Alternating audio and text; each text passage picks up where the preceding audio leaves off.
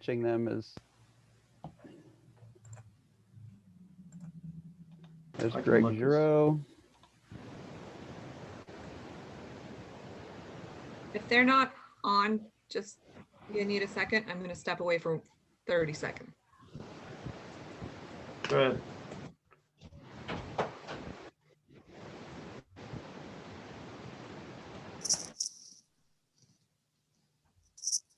That was an uplifting meeting. There's Mr. Billups and Mr. Giroux.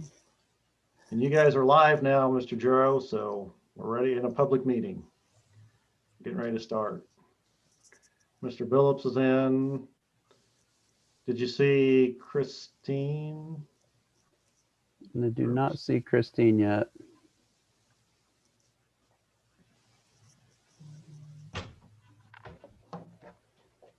Do we have everybody back?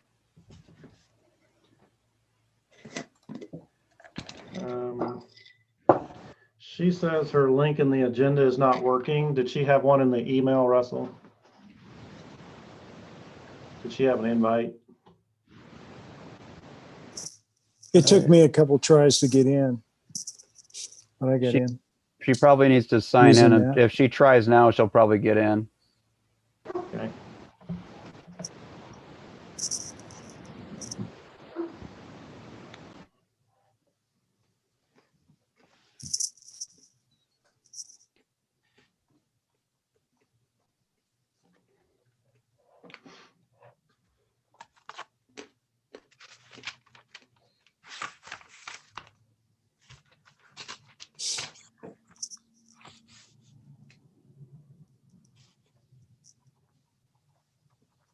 Yeah, I don't see her in there.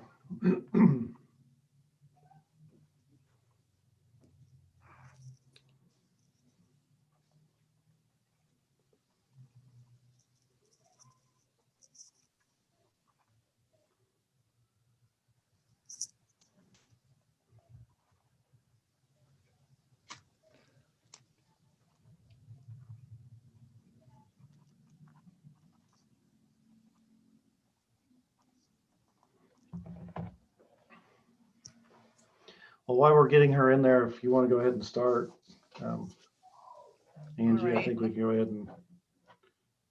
Call this meeting.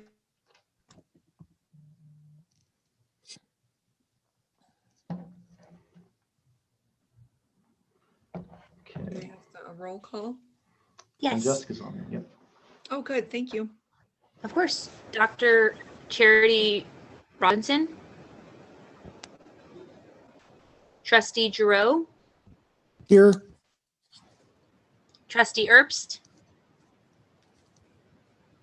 Trustee Pomponio. Here. Trustee Billups. Here.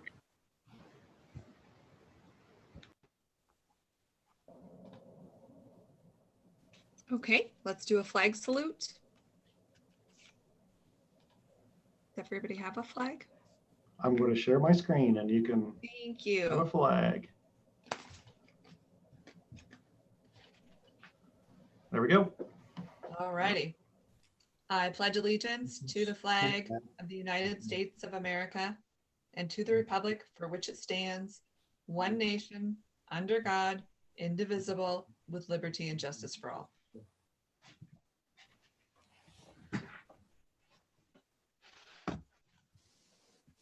All righty, I need, let's see. An approval of our agenda or a motion to approve the agenda. I move that we approve the agenda as presented. I'll second that. It's been moved and seconded. Any further discussion? All in favor? Aye. Aye. Motion carries. Oh, I should have said all opposed. Sorry. Opposed? There's nobody there. Motion carries. And the consent agenda, we need a motion to approve. I'll move that we accept the consent agenda. Oh, hold on, guys. We have public input first. Oh, okay. Oh, Sorry. I wondered Oh, about I'm that. sorry. Yeah. Sorry, I missed it. Yep. Public input. Okay. What have we done? Yep. We have Heather Sperano who is going to speak. Okay. Let's see. I can get a timer up. Sorry. Let me set my timer. Heather, are you there? You have her up, Dr. Garrett? Russell is pulling her up, I believe. Super. She has been promoted to panelist. Okay. All righty. Heather, are you there? I am here. Yes. Can you hear me? Super. Hi. I'll set a timer for 3 minutes. So you just go ahead and start and I'll get it going when you start talking. Great. For those of you that don't know me, my name is Heather Sperano. I'm a 1993 graduate of OHS, a 1997 graduate of the University of Idaho. I work for a Fortune 500 company helping people save for retirement. I'm a proud wife of John Sperano, who has been and is currently an active assistant coach. And I'm a proud mother of 2 children, Nicole and Joe Sperano. Nicole is an OHS graduate with honors and was a 3-sport varsity athlete. She is currently a sophomore at U of I. And Joe is a senior at OHS, is also a 3-sport athlete, has 4.0, and he also will be attending U of I as an engineering student. I'm not sure how involved the school board is in deciding the future of our sports and extracurricular activities, but I'm here today to advocate for Joe, all other seniors, and all other students and athletes that participate in extracurricular activities. I'm requesting that if the school board has any power of influence in allowing extracurriculars to continue in our district, to please allow them to continue and do not invoke any requirements that are more conservative or more restrictive than the state absolutely requires. I shared my background and pride with you not to boast, but to share that I believe that my successes and my children's success and future success are strongly dependent on our team sport experiences. Being a member of a sports team teaches you so many things that help you in your life and career. Soft skills such as how to work as a team, approach a seemingly impossible task, dedication, responsibility. You learn that others lean on you and that it's okay to lean on others in order to succeed. And you learn that your actions can directly lead someone else's failure. Being a member of a team teaches you that no matter how defeated you feel, you must continue to fight and rise up to the challenge. You learn character and grit. I would argue that our extracurriculars are equally as important as our kids' standard education. A study was done in Wisconsin and is posted on the IHSAA website. It shares the following impacts to student athletes for COVID-related sports cancellations. 65% reported anxiety symptoms, 68% reported symptoms of depression, physical activity reduced by 50%, quality of life was much lower than studies in previous years. Their conclusion, COVID-19 related sports closures appear to be associated with significant negative impacts on the health and well-being of adolescent athletes. I ask you to do all you can to keep our extracurricular activities going and do not impose more restrictions than the state of Idaho requires, and continue to apply for exceptions such as more fans when you can.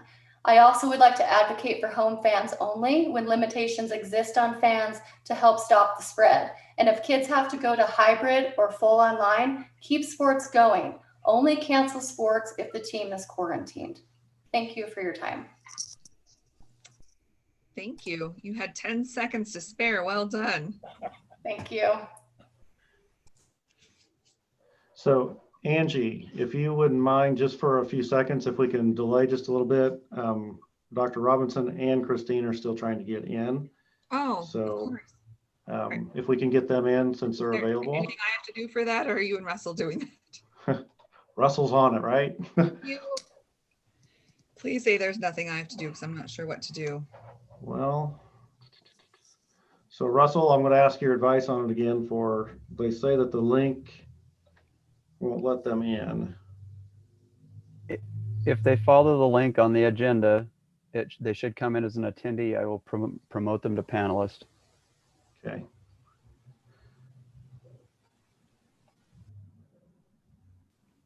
Sorry for the delay, everyone. I apologize. I just want to have a fair chance if they're all here.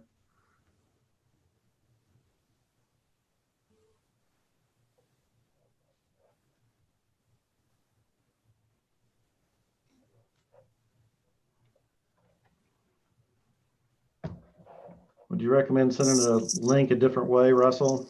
I could email them another, or What would you recommend? You could email out that link again. I can't get back to that page as the host to send out the meeting invites. I should have done that earlier. Thought we had this. Right. Here's Christine. Okay, good. May I ask, because all members were not in attendance and should be, that I restate my case? I definitely think it was worth hearing again.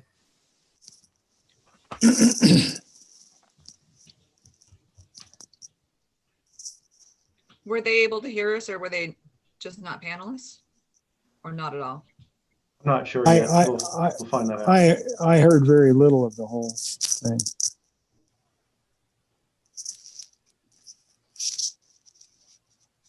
Well, let's get them on and see if they heard.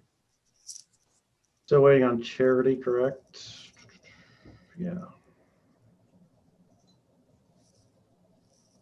So that wasn't just me having problems. That was everybody was having problems, huh? I was okay. Audio was perfect for me.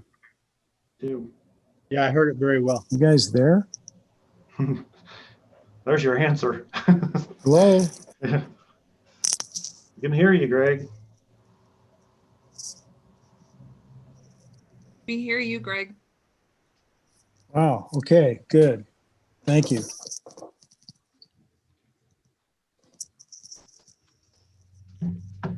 Okay. Let me copy.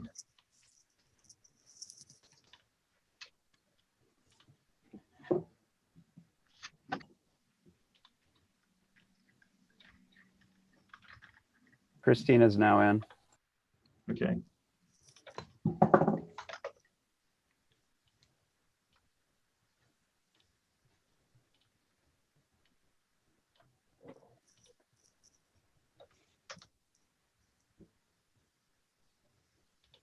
Can you hear me?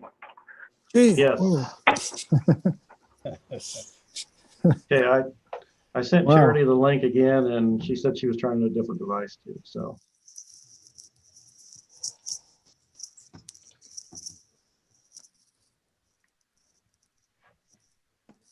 Christine, did you hear Heather Sperano and what she had to say, or were you not on yet?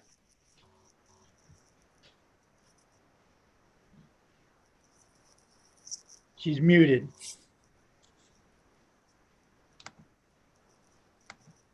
I can't unmute her. Okay. Mike, can you text me that link? I'm gonna try it on my phone because it's not working on this. You're back with us, Christine. Yeah, I'll We send hear it to you we hear as well.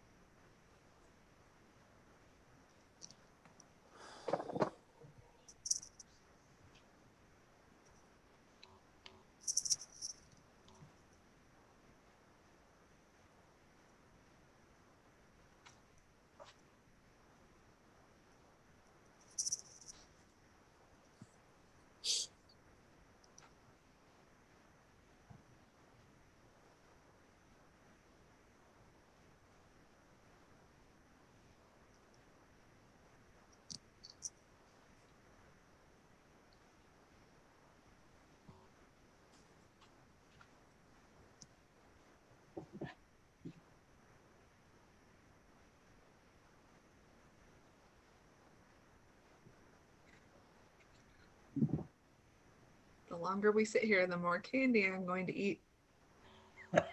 It's turning into a problem. Charity said she got on. Now, do we have Chris though?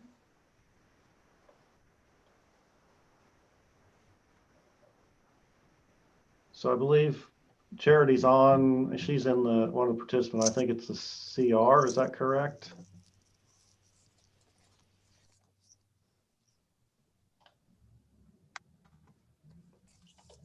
I saw CR there for a moment, but then it went away. Hmm.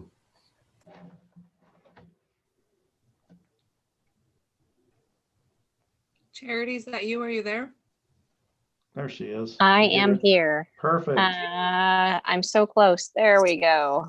Hi. Sorry, that was crazy. The school board computer would not connect with the Zoom for whatever reason, so I had to get out an Apple device to make it work. I don't know.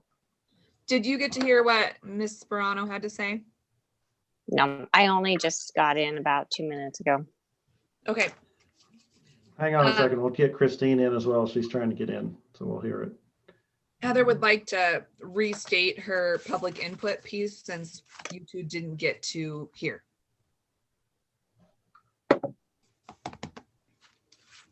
Would that work for you, Charity? Dr. Robinson? Okay, just so that everybody got to hear it. And she was under 3 minutes, Sure. right on top of it. But as soon as we have Christine back, I can set my timer again. Okay. Let me try. All right. We have Christine.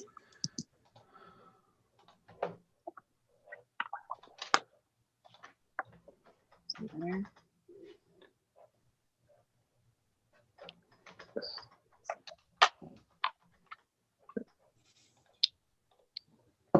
Did the link that I emailed you, Charity, work? Is that what got you in? No, actually, I ended up just switching my device, and I was able to just link it with a different device. But the computer wasn't letting me through. It just kept saying like re-sign in, and despite the right number, typing it in, all those kind of things, I couldn't get through. So. Anybody see Christine yet? No. So, I mean, I don't know if she's having the same difficulty. We could hear her. She didn't seem to be able to hear us.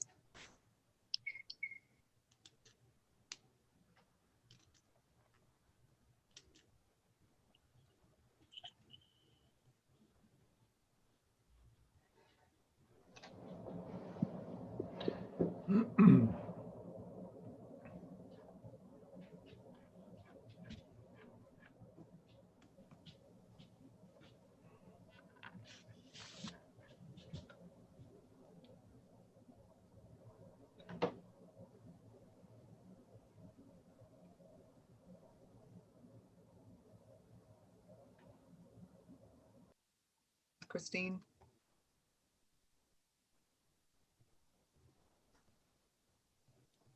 I sent her the link again and we'll see if she can get on here. I don't see her on the list yet. I don't either.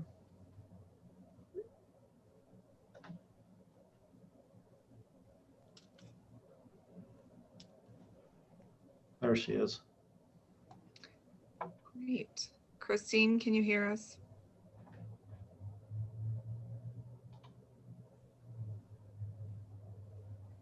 Yep, I'm here.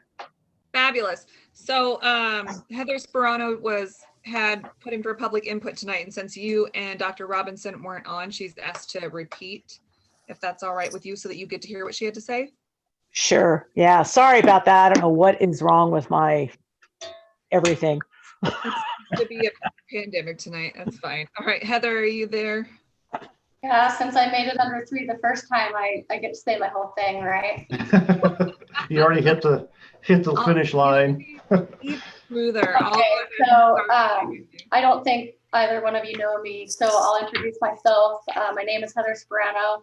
I'm a 1993 graduate of OHS, a 1997 graduate of the University of Idaho, work for a Fortune 500 company helping people save for retirement. I'm a proud wife of John Sperano, who has been and is currently an assistant coach. And I'm a proud mother of 2 kids, Nicole and Joe. Nicole's an OHS graduate with honors and a 3-sport varsity athlete. She's currently a sophomore at the U of I. Joe is a senior 4.0, also a 3-sport varsity athlete, also attending U of I as an engineering student after graduation. I'm not sure how involved you all are in deciding the future of our sports and extracurricular activities, but I'm here today to advocate for my son, Joe, all other seniors, and all other students and athletes that participate in extracurricular activities.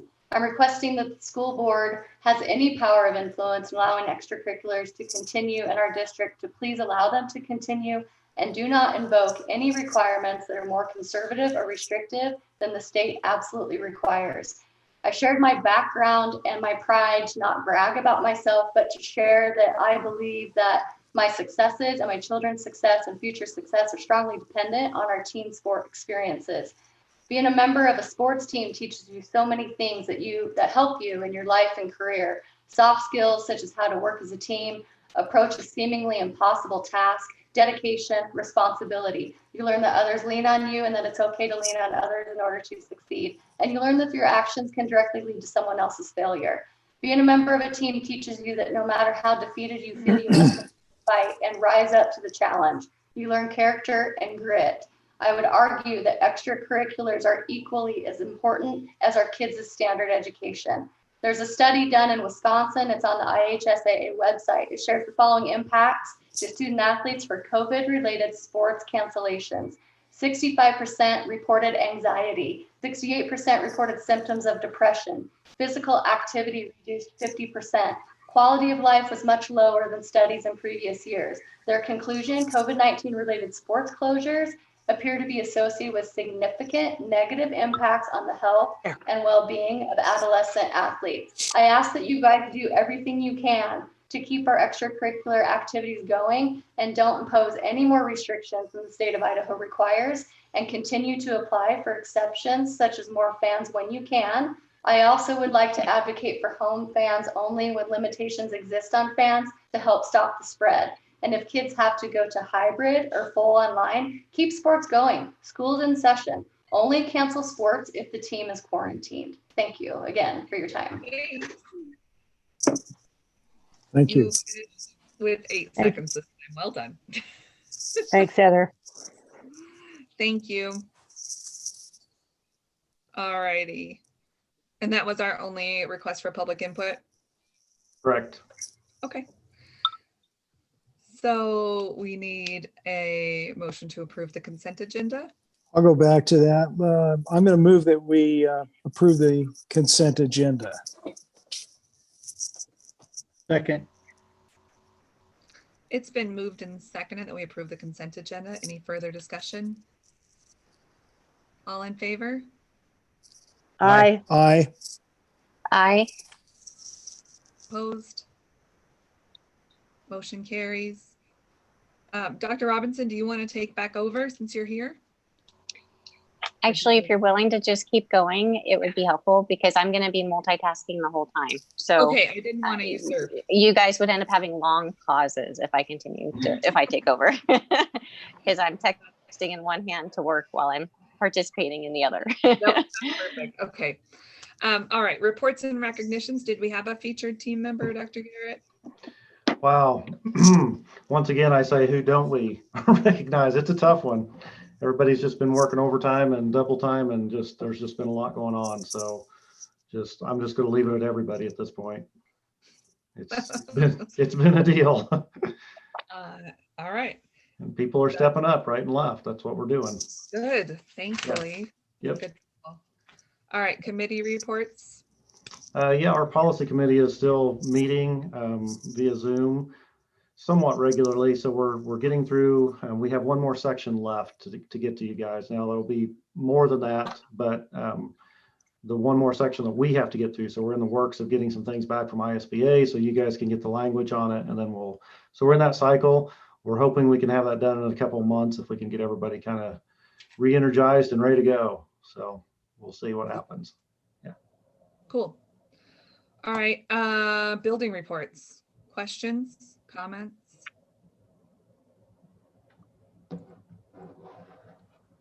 Anyone? Looks like everybody's doing what they can. Yeah.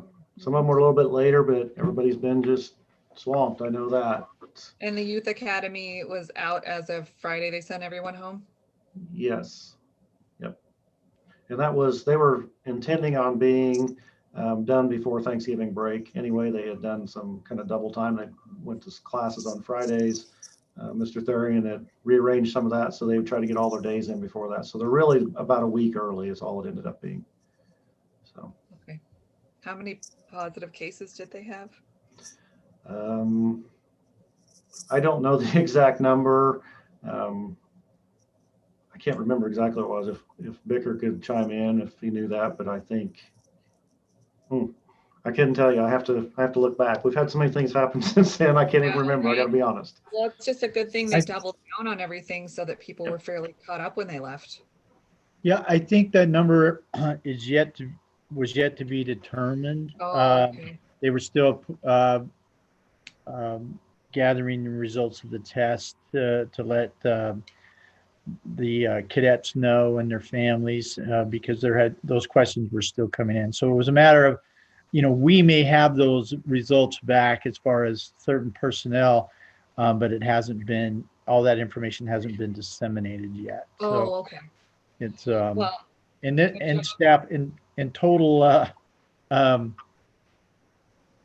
transparency, there were staff members as well, and myself included. And so I did my 10 days from my positive test result on October 30th. all right. Well, glad you're all right. And I'm glad that you guys had already doubled down on the work so that everybody was pretty caught up with that.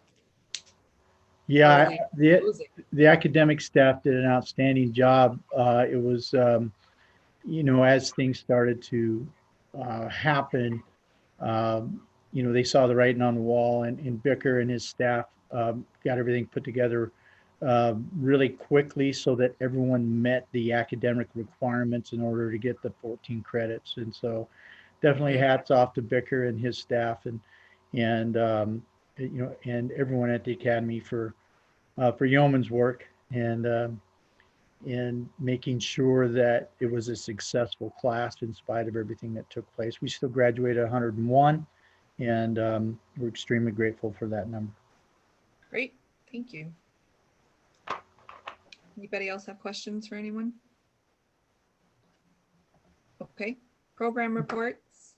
I had a question for Russell about the Starlink, that piece. So how are you, did we send anything out or did you send anything out via like Skyward? I know that you've really had your finger on the pulse of families in the area that don't have internet connectivity. Are we reaching out to any of those families to talk to them about this option and the grant available to make sure that they get enough interest that they would maybe expand here? Well, I've sent out every way that I know how. We've messaged out through Skyward. I've messaged out both family access and student access. I contacted the radio station and every emailed out that same notice. It's on the website. It's on the Facebook page. The information's there. We don't have all that. I think we had 27. Actually, that was this morning, so I haven't looked at tonight, but we had about 27 respondents overall. Of the 27, 2 of them were actually from the Kuski and Kamei area, so those don't really help us. I feel for them too. If we had enough, I'm sure we could expand the area there, but really need folks if they're, no matter what, whether they have students in the school district or not, if they're interested in a home connection of that type. And Starlink is a low Earth orbit satellite constellation, so latencies are in the 30 to 50 millisecond range, which is pretty fast, super fast for most satellite situations. HughesNet's much slower than that. And also download bandwidth of around 100 to 150 meg. So it's a really good, robust connection. But what we need is that density in order to get the service here. And so the density that they've said is they need 20 to 30 service locations within a 6-mile radius. And for us to be able, we need to pick up some students in Greer. I've checked in Greer that Starlink has an app so you can see if you would have service in your area. I've checked in Greer, and that location would be served even with the canyons the way it is there, the canyon walls. So it should work there. So most places, I think we could have that service, and you could utilize, if you've applied for the Strong Families grant and you happen to receive that, you could utilize those funds potentially to purchase Starlink. And there may be some other funding options also, but the first thing we have to have is enough density to be able to go after other funding options. And right now we probably don't have that. with the scatter across the district and the students that need service, we probably really need to do like 2 circles to pick up Greer to Cardiff Spur headquarters out in that area, back to Greer, and then across over to up above, losing the roads, but now on the other side of the canyon, up above Orofino and out that direction. So when you look at the map and our students that are out in rural locations, it's a pretty good sized area. It's about on the order of about 18 to 20 miles across as you measure it, and of where the population is. So we just need everybody's help that would be interested in that, private citizens or private businesses. Again, it's $4.99 for install, and it's $99 a month. So it's not a cheap service, but if you're out and you actually need an internet connection that's robust, it's really the only option that we have right now. Awesome. Thank you. That would be fantastic. So how many more do you think that we need at this stage to get them here? Let me look.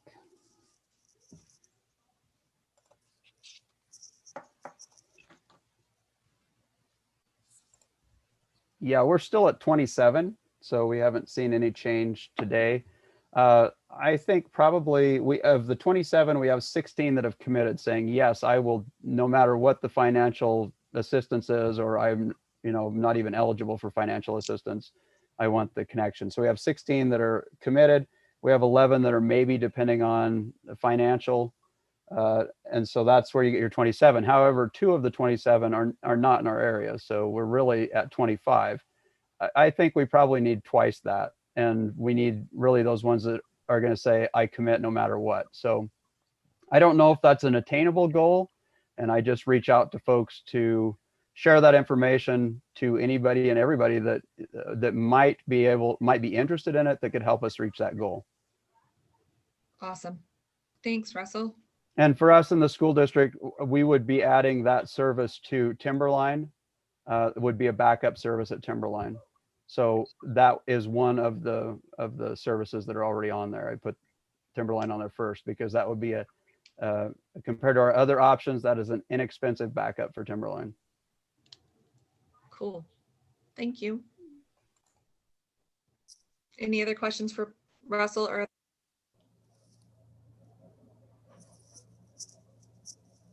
Okay, Superintendent Report. Sure. You guys want me to pull it up on the screen or just kind of go off of it? You guys all have it? Yeah. So really our, one of the things we're going to talk about here pretty quickly is one of our action items is our audit. So our audit right now is a little bit in delay. We should be done with that really quickly. We had some delays in getting information to them, delays in getting a lot of information returned from them and what they wanted.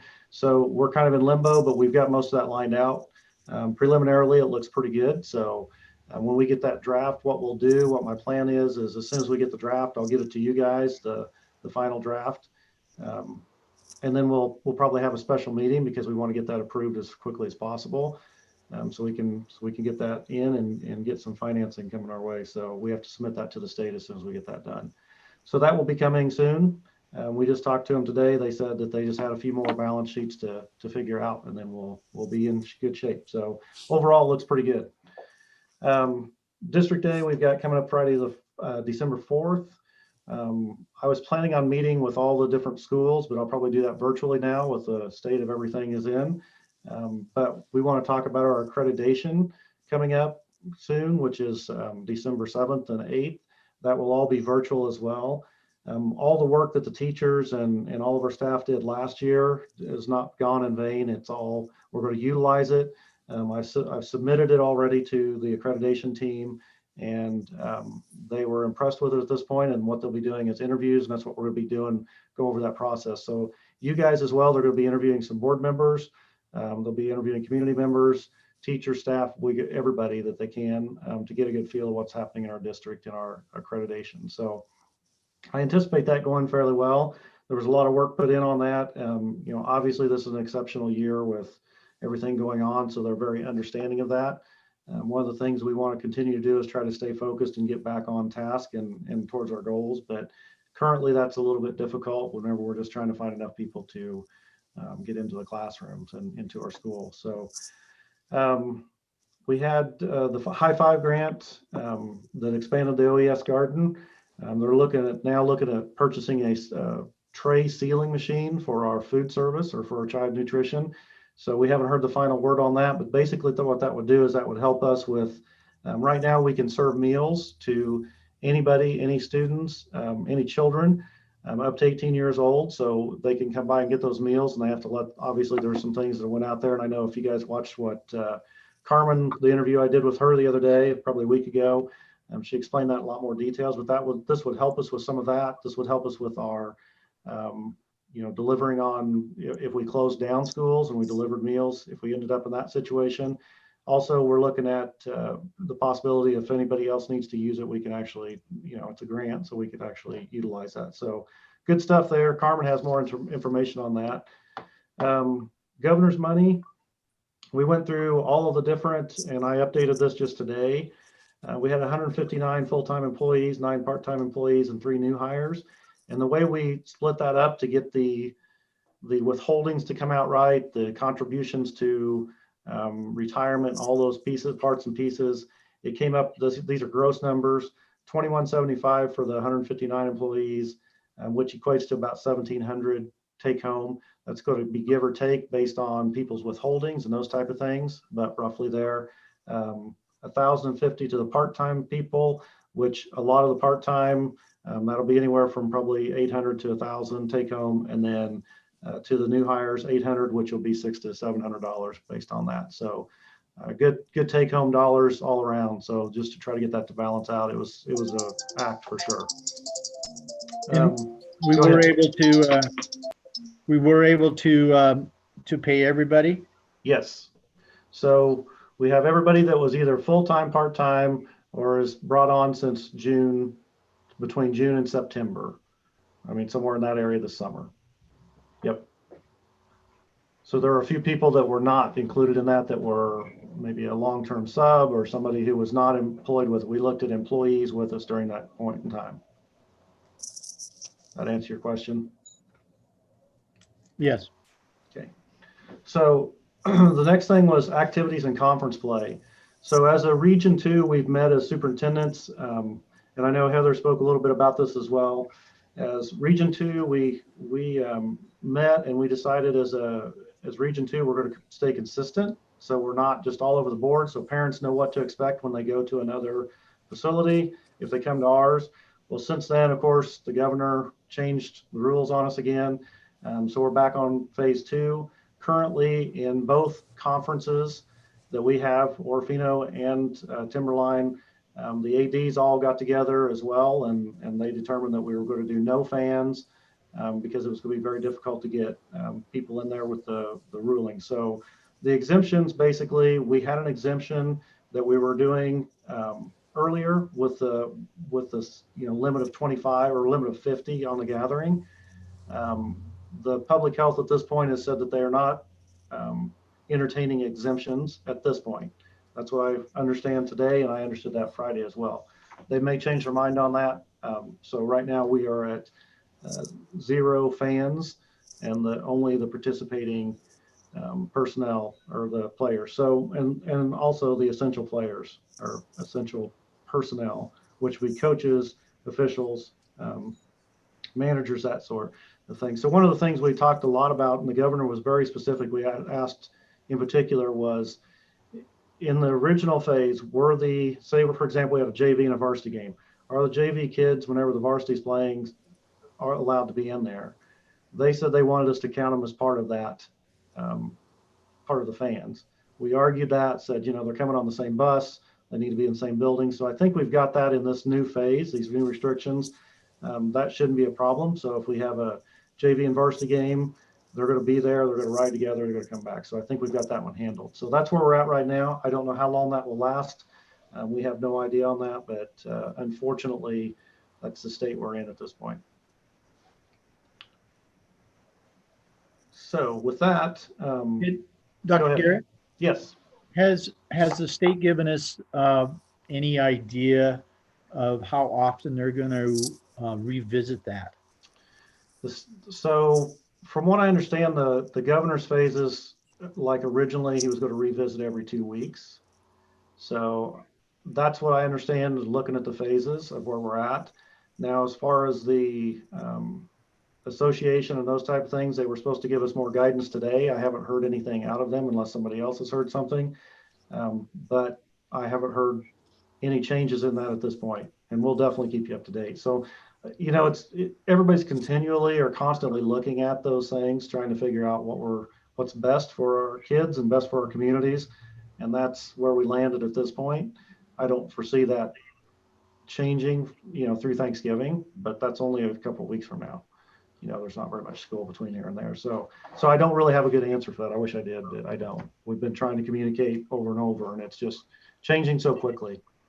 Right, and I think it's prudent that everyone be patient through Right. this month, and that hopefully December brings Right. better news. Absolutely. Absolutely. So yeah, that's what we've been calling on everybody, is just try to be patient. It's, you know, we're dealing with a lot of adversity right now in everything we do, you know, and whether it's athletics or it's a classroom or it's on the bus or it's just getting enough subs in the, you know, so we're struggling with a lot of those things, but we're still getting by. And I can kind of lead into our next piece of this, which if you want to do that, I kind of have some pieces tied in here on my superintendent's report that is very much about our operational plan and our discussion. If you guys want to just move right into that, certainly can. Yeah, talk to us about the data. Okay. So let me share. That'd be fine. Yeah. Yeah. So let me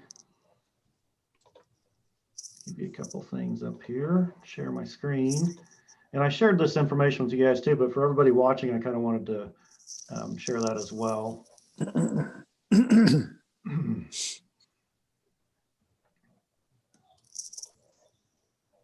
So this is can you guys hear me okay? Mm-hmm.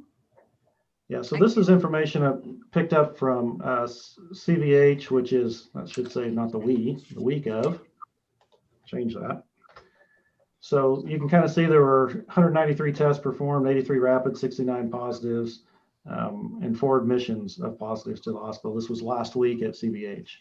This is the email we got from today for our, on Friday, I guess it was, the 13th, an update from Public Health. And we get these every day from Public Health, and it ties right into the screen that you guys have all seen of Public Health. There's a website.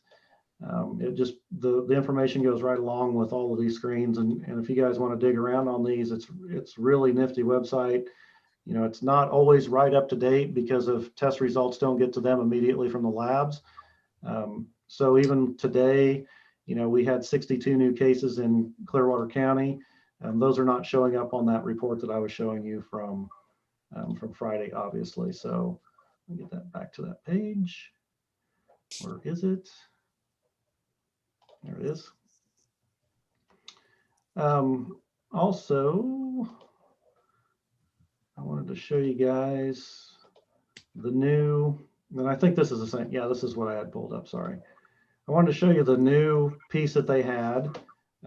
They have this by zip code, so they're drilling it down just a little bit more. So if you guys get a chance to look at it, like here is 83544 zip code, 187 cases. You know, 835, where are we at here? 553, which is 16. So you guys can look at those, and obviously on your own, that you don't need me to walk you through all those, but there's a plethora of information there. One of the things that I see that they still have us in green for our county, which I am just amazed. From what I understand, they have requested that we go into yellow in our county based on the numbers, but that has been denied at this point from some of our county leaders and their board of health. So that is, I wanted to share that with you a little bit. And then last thing, is the data that this is very specific data to our school. So this is a piece that I really wanted to kind of show you guys. I spent a lot of time looking at this and putting numbers into this. So let me just give you the key to this so you understand where we're at. So if you look at these lines, there's a complexity of lines right here. So the dark one that I just added is Timberline High School. This kind of, whatever color this one is right here, is Timberline Elementary. The blue is Orofino Elementary. And then this top line right here is Orofino Junior Senior High School. If you look up here, I put these lines on. This is when we started masking. We were doing this at the elementary school. This is when we started masking at the high school. We had some spikes. That's when we were actually closed with numerous quarantines. Back here, the same way, we were masking. We stopped masking. We saw these increases. We started masking. Things are going down. We're obviously seeing a little bit of increase. We have, and in particular, I wanted to share this with you as well. Today we had this green line, I guess I didn't tell you, which is our staff. So this is the one that's challenging us right now, is our staff. Today we had 17 staff members out that were COVID related. Now, when I say COVID related, we're counting quarantines or positives. Of those 17, 11 were quarantined, 4 were positive, and then 2 were quarantined, which resulted in positive later. So that's what we have with what we're dealing with today. So the quarantined people, we have out of the 11 that are quarantined, or out of the 17 total, out of the 17 total, 8 of those quarantines came from outside sources. So what I mean by that is we traced it to, it's either a spouse who has tested positive or somebody in the home that's tested positive, or they were in contact with somebody who was positive. So they are the quarantined individuals from our school. So almost half of those came from outside our walls, if that makes sense. And we probably can't distinguish quite that well, but we do know where the cases are and the positives and how that's handled. So with that increase to 17, in fact, I just got a text that we have another one quarantined tomorrow. So we have difficulties finding, subs, obviously, to get into classrooms. We're seeing a difficulty, we're pulling paras to teach, which means the paras that are doing, the most important jobs, it's very difficult to fill those positions as well. So we have kids that are used to being specialized and being pulled out for individual lessons, those type of things, and in groups are, being grouped in with the bunch instead of getting that individualized attention. So our education is suffering from that as well. We've seen this increase, and if we look at the county statistics, they parallel what we're seeing here. They're going up very quickly. We're seeing explosions basically everywhere.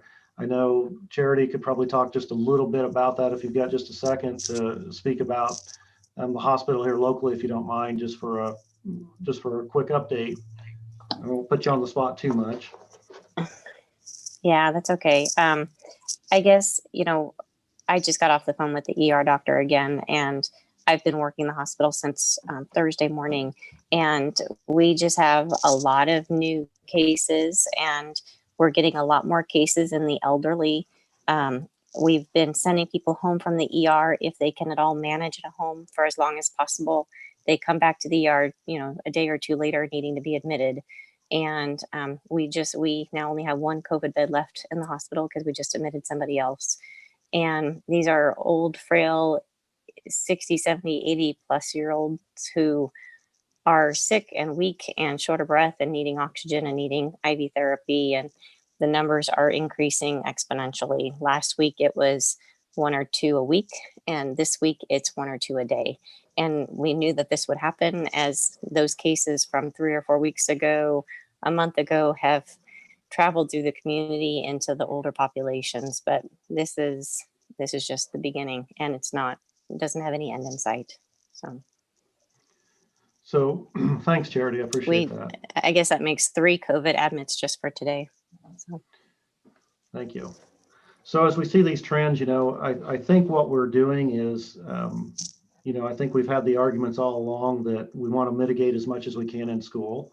and we want to keep the kids in school as much as we possibly can. That's been our goal from day one. You know, we've had some slip ups, mishaps, whatever you want to say at the beginning, you know, and what we've seen over time is as you see those lines on this graph, and that's one reason I really wanted to share with you guys is, you know, you can look at the trends and all this, and yeah, we're going to start trending up. It looks like. We don't know that, but that's probably the case. But when you look at the distance between them and more, you're not getting as big as spikes, and you're not seeing as extremes from the quarantines and all that. And the reason we don't have is what I'm counting here is students who are quarantined or positive, and then of course teachers who are quarantined or positive. So we lump those two together, and I want to be really clear on that we're lumping those two pieces of data together because they get treated essentially the same. They're not in school. And that's really the in or out of school type thing that we need to be looking at. So when you're seeing that, you know, the number of kids that are positive, we just looked today, and I believe we looked back through the entire year so far. I believe we've had 42 positive student cases that we know of. Now, we know there's probably more. For example, when we had almost 80 kids that were quarantined, JSHS was out for that week or whatever it was. A lot of kids may have been positive or sick, but we didn't know that. So we only knew the ones that were positive. And then, of course, the quarantines around that. So we have limited data on the number of positives that we know of. In the last week, we went from public health barely guiding us to public health not even hardly responding to us, because it's very difficult for them to get to us. They're just so far behind. So we're using what we know. And if we have a positive case, you know, we're sending them out for 10 days. If anybody's exposed, they're out for 14 days. We're sticking with those same guidelines that public health has advised us on this entire time. So to me, that's where we're at, is we're looking at trying to keep that under control. Honestly, in a few more days, if it continues to trend like it is, you know, we probably won't be able to have enough staff in school. That's going to be a very, very challenging time for us. It just is. And that's, you know, we can point fingers and blame and whatever we want to do. It's just the reality of it. We've seen that increase this week, and I believe we'll see that increase continued this week as well when you look at the trends. So, you know, when we look at the outlying schools, we look at Timberline, we look at, we see some cases there now, several quarantines, few cases. You know, I don't know if people are getting tested as much from that area. We don't know that, but we're not seeing those positives as much. When you look at Cavendish and Peck, they're kind of isolated areas. You know, we're not seeing that, but if we see one, I think we'll see everybody. You know, obviously they're in one classroom. If they're unmasked or whatever it is, or unprotected, well then, you know, the whole class is going to go, the whole school is going to go out. So we want to protect them as well. So anyway, questions on the data. I wanted to show you that what we're tracking.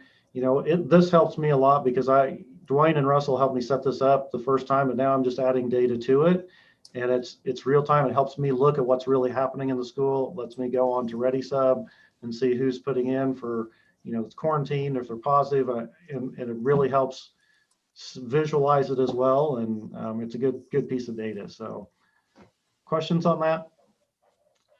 What do you recommend for the operational plan? What would you like to see to keep? So right now, on Friday, I put that message out based on our numbers and looking at our projections, looking at our number of staff that we've had out, number of students that we're starting to see increase here and there, and those are up and down. I recommend that we mask everybody district-wide. You know, face coverings, everybody district-wide, and, you know, the compliance on that. I know at Timberline, they were doing that today. That was their first day. I feel like if we want to get ahead of this or stay ahead of this, we're going to have trouble with that at this point. But I think we've proven that the masking is helping. It's not stopping. It's not preventing. It's mitigating. And that's really all we can say, is that it's more manageable. We're about to the point where it's borderline, maybe not, but I think if we weren't masking, we would have already been out. I mean, at Orofino, that I'm pretty sure of that. You know, and the hindsight's 2020. You know, and that's speculation, all that. But just looking at the trends, looking at the data, my recommendation would be this. And here's what I'm going to ask for: a big. one here. I feel like we need to be masking district-wide, and I would like to see it, especially after the holidays, both. I think it's very essential. Two things that have been coming up a lot has been the teachers are very appreciative that there's that consistency, that they know, the kids know, they know next week they're going to be masked. They know that they have to continue to do that. They know it's consistent. They also, for example, we had a positive in a classroom in the elementary this week or late last week. We looked around at where that student was, and we're masking to try to keep those kids in school. So if we were not masking, they would have just been out, the whole grade or that whole pod, which is another reason we podded. But what we did is we looked around, we talked to the teacher, we said, okay, what's going on with this? Who was keeping their mask up, who was not? They eat breakfast together in the classroom, you know, where are they at? That whole process. So we went through that whole process. We ended up having 3 other students that we felt needed to be isolated because of that. So instead of 23, there were 3 or 4 total, counting the positive. So it's helpful for us to manage it as well. I know that our teachers are just worn out from everything that's going on, not just get your mask up, but just worn out. And everybody's feeling it, you know, the COVID tired that everybody's having. It's frustrating, it's hard. We're trying to do everything we can do to get kids in school, keep kids in school. I've been super impressed by walking around the schools and seeing what teachers are teaching. There is education happening despite of COVID. It's happening. And that's a positive thing. You know, I want to focus on that, and I want to really shout out to, I know there's a bunch of teachers on here watching and listening, and not just teachers, all of our staff. Oh my gosh, they're just stepping up and doing things that we could never ask them to do. I mean, it's happening. So very impressed with that. You know, puts our backs against the wall. Again, my ask would be, after Thanksgiving, we know that families, you know, we're not supposed to have 10 or more, or supposed to have 10 or less. We know not everybody's going to follow that. We're very aware of that. So we'd like to have that security of knowing those few weeks after that. And then following that, we know that during Christmas break, people are going to either travel, they're going to, you know, have family gatherings and all that. And we'd like that security for our own staff. My concern is we have an abundance of staff out. We want to continue to get those back as they go through quarantine. Like I said, almost half of them came from the community. And, you know, to me, that speaks volumes that, you know, we're getting it elsewhere and bringing it in. And so I think we can control a lot of it in there if we continue to do that. So that's my ask at this point. You know, it's obviously your guys' decision. I felt it was prudent to go ahead and get that started today, just because of the numbers. If we continue the trends where we're at, I think by the end of this week or next week, we'll have difficulty having our schools open in Orofino, especially right now with the way the trends are going. And that can be due to our adults, not just the kids. So district-wide, students and staff, Right. all facilities, masking until our January meeting. That January meeting is January 16th, I believe, which is just a few weeks into school. That would give us a good idea. Isn't that Martin Luther King Day? Yeah. Is it? I'll have to look. I think the 16th is a Saturday. January 18th is a Monday. There you And no school on the 18th. So we'll need to discuss moving, right? Right. Yeah, and we can move that. We generally move that up a week or back a week, whichever. So I mean, even if we wanted to move it up a week, but that would only give us a week back in school. I think it needs to be moved back.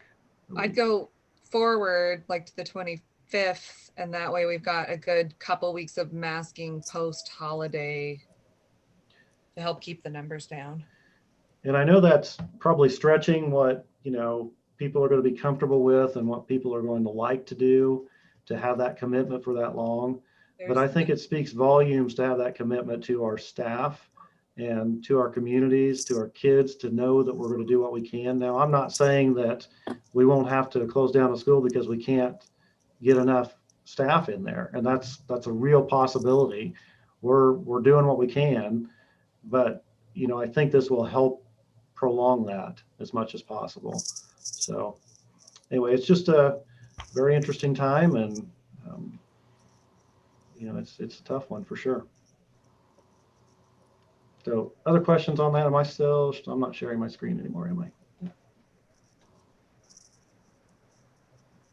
No, I feel like that's kind of our discussion. Any So, questions? so when we're in this mask protocol, Mhm. how much break are the kids getting from wearing the mask? So that's a really good question. And I know that at the high school, they're doing it every hour. I do know that. The elementary, they're trying to do the same thing. Now, if Denise is on here and we could bring her in, she could tell you that. Would that be better to hear from those administrators?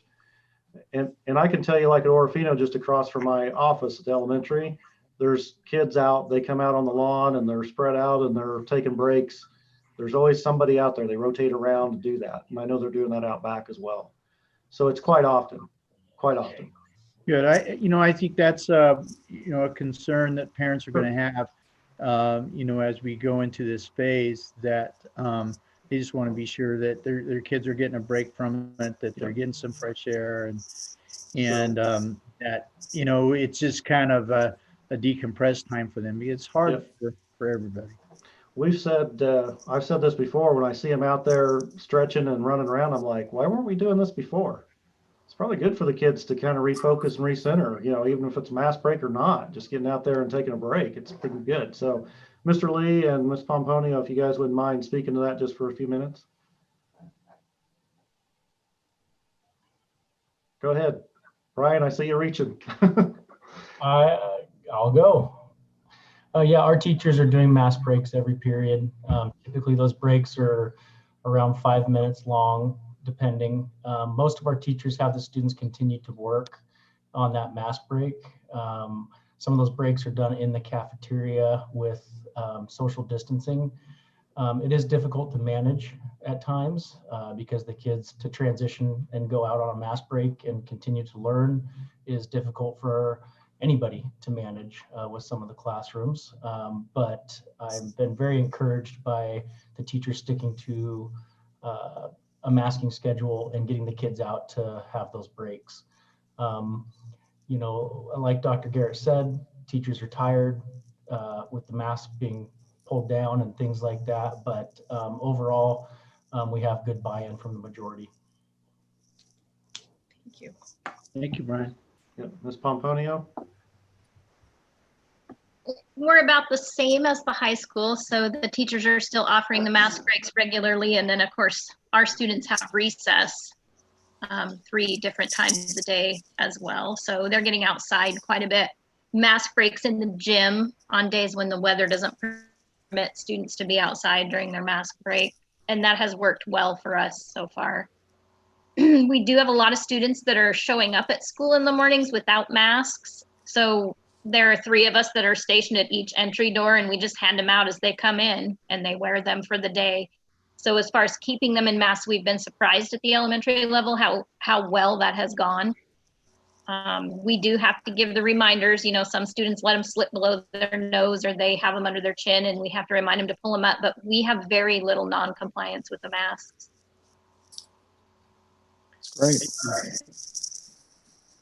And I can attest to that. I've been to the schools multiple times and I see that, the majority, very much the overwhelming majority, occasionally you'll see a kid or without it or down under their nose or on their chin or whatever, but the majority of the kids are doing really well.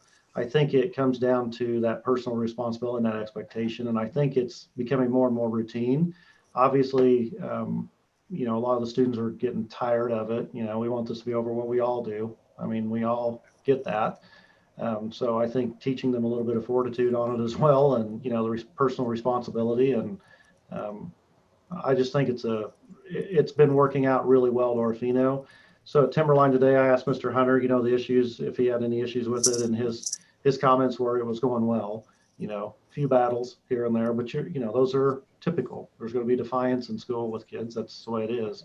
I think the understanding that we need to send out there is just making sure that parents understand it's school policy currently, and it needs to be followed. I mean, we're doing it not just for themselves, but so we can keep the doors open. Because I just really really am afraid if we don't, we've seen what can happen really, really quickly. So that's my fear of it. And, you know, these guys are doing a great job of it. I know you're looking at a couple of administrators who have been teachers, custodians, you name it, they've done it in the last few weeks because we've been, you know, struggling with staff, and it's just difficult. So they've stepped up and done a tremendous job of doing that. And all of our leaders have as well. So we appreciate that.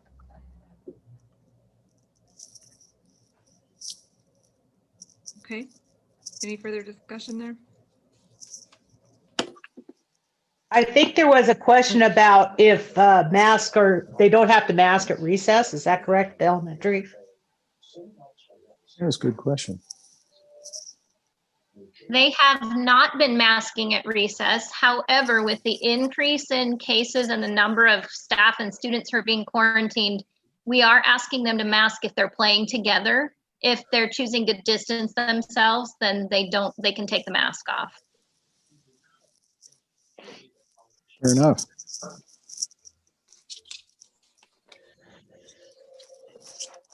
Okay. I just had one more comment, if that's okay. And Dr. Garrett might have shared this, but out of the information that I shared with him, I just think it's important that we realize there really isn't expectations of things getting better anytime soon, just because of the positive rate that we're having. Last week's positive rate was at 35%. And, you know, it's out there and it's just increasing. We're testing the same amount or more, and that rate just keeps increasing. So that's going to lead to more and more cases. And with public health, they sent out a public alert notice last week that also informed the providers that they are no longer able to contact everybody who has a positive test because they just have too many positives. So they're having to risk stratify the patients and contact the ones that are higher risk first, and kind of notifying us that, hey, you may have a positive patient out there that never actually gets contacted by public health. And what that means is that they're not going to be able to do the tracking and tracing to quarantine those near them. And when that happens, or if there's even a delay of 5 or 6 days, you have people who should be in quarantine that don't even know it, that could potentially be spreading it even more. So I just think just that reality check that, you know, I don't know how long this is going to last, but it's not looking like it's going to get better anytime soon. And so as much as we can do to prevent more unnecessary cases can be beneficial. So.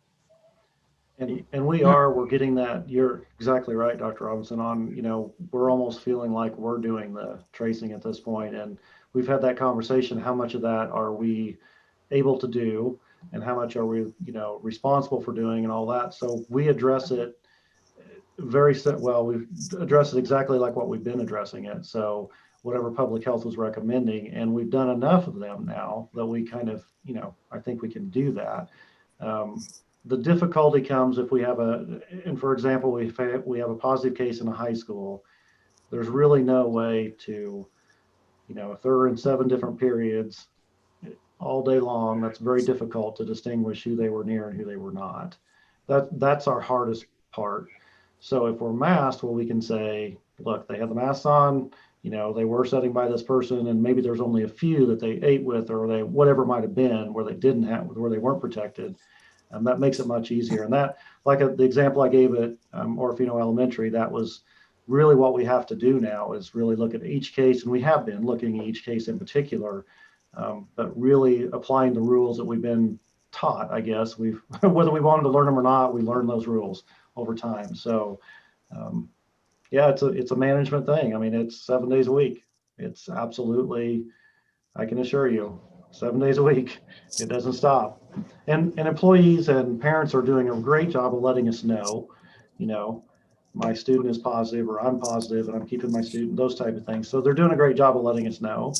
And like I said, the system is behind right now. So if we really wanted to look at actual numbers, we probably won't see the numbers that are hitting today on the totals until probably the end of the week, you know. So we're having to really figure it out ourselves and do the best we can, and we're doing okay. But again, we're struggling in the adult side right now. Well, the reality is too, if we don't do everything we can, we're going to run out of staff.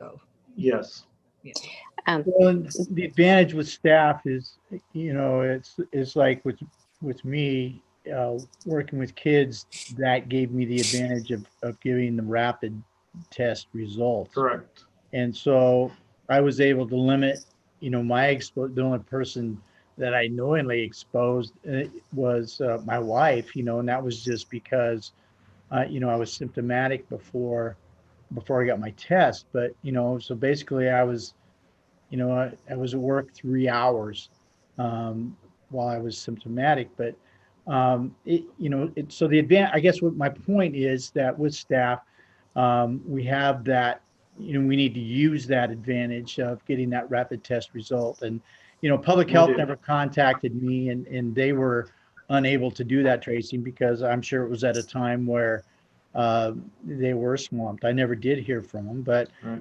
3 days of symptoms and then nothing, and that was, it was basically, I was a little tired and I had a headache, with a low grade fever, and like it lasted 3 days, but from my test until I was able to go back to work was just 10 days. So if we do it right, listen to what they tell us to do, then we can get right back out there and hopefully not get it again. And we are.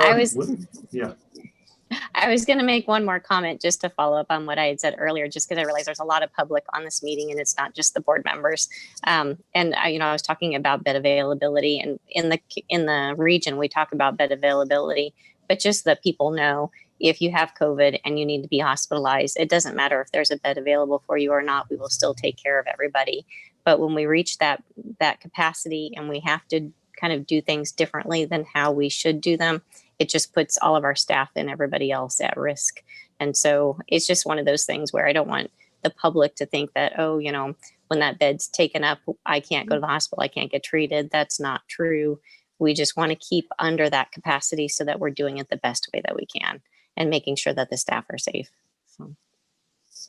And our staff, Greg, just so to let you know, we are utilizing that, and that's been a really positive thing. Well, I shouldn't say positive. I got to stop saying positive things in a different tone. It's been a plus for us.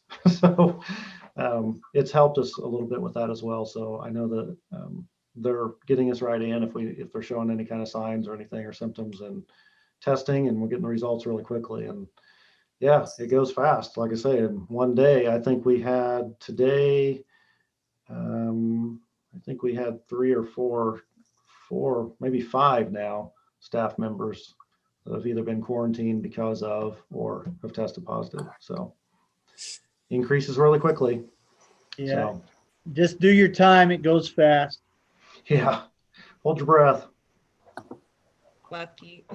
All right. So I don't think we need another executive session, but you guys correct me if I'm wrong, because we finished our one prior to the meeting, to this meeting. Yes. Does anybody need executive session for anything else? 5 minutes. Yeah, we can have, if you have a question. Do you have a question for me, or do I need to be out of it as well? No, I would want you to be there. Okay. So we can do that. Do you want to do these other action items first and then go into that? Would that, want to flip that? Finish there. Because there's just a couple of things here. And then we'll recenter. If you guys are good with that. Yep. Okay. So, yeah, okay. So we're not going to deal with the audit this. Right. So anticipate, what I'd like to do is when I get that, I want to send it out to you guys, and I'll call you guys and we'll do a real quick meeting for questions and approval. We need to get that done as soon as possible. So it may just be a simple phone call meeting or a quick Zoom meeting like this. And we'll just do a quick one and go from there, answer questions and see if we can't get it through. Okay. So we need a motion on the school operational plan. Right. Can I make motions then, Charity, or not, if I'm being you, right? How does it work? It's like formally, I'm still the chair because I'm here. Does that make sense? Even though you're running the meeting. Okay. So you can make the motion and I still can't. Great. then I will do that. Okay. Well, I move that we amend the school operational plan to require masking across the district by students and staff, and we will reevaluate that at our January regularly scheduled meeting.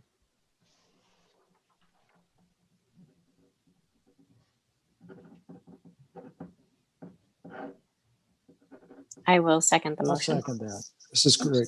Okay. Thanks. Okay, it's been moved and seconded. Further discussion? All in favor? Aye. Aye. Aye. Opposed? Aye. Okay.